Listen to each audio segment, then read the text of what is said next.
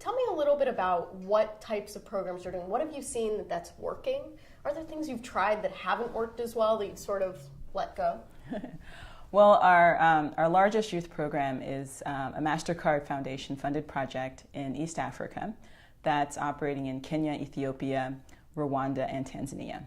And in its first phase, it encompassed about 15,000 youth was the target, and bringing them personal effectiveness skills as well as employment skills, formal employment, and also self-employment skill building. In the second phase, which began last August, we are going to hit 48,000 youth over the next 4 to 5 years. And there we're doing the direct training program that we did in the first phase, but we're also going to be working through training institutes, both government and private sector training institutes. The results from the first phase, what's working well, is the combination of the personal effectiveness training with the skill building. So youth are coming, in some cases they're demotivated, they haven't been able to find a job, they've been working hard to try to get some type of income, and they're coming in not necessarily feeling very good about their employment prospects and their ability to add value.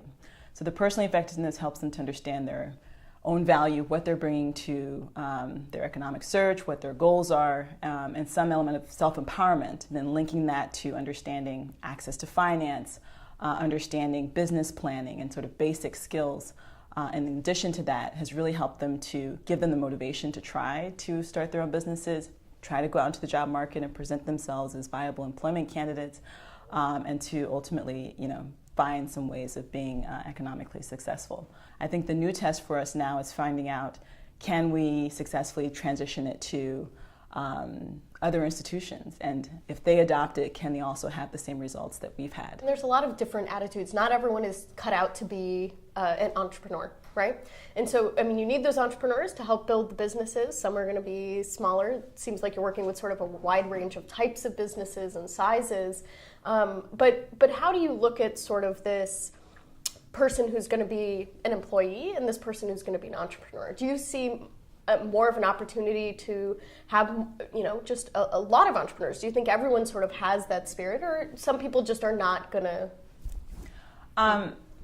Some people are not meant to be entrepreneurs, but a lot of people are entrepreneurs by necessity. So the formal market will not allow people to have formal employment just because they want it. So there are structural barriers to that. And so part of what these programs do is help people to realize that there are income generating opportunities outside the formal job market, and they do have the capacity in some way to engage in those informal opportunities. The people who are more entrepreneurial are the ones that we focus on for scaling their businesses and saying, you want to do this, you have the hustle, well, let's make sure that you can do this as big as you want to make it.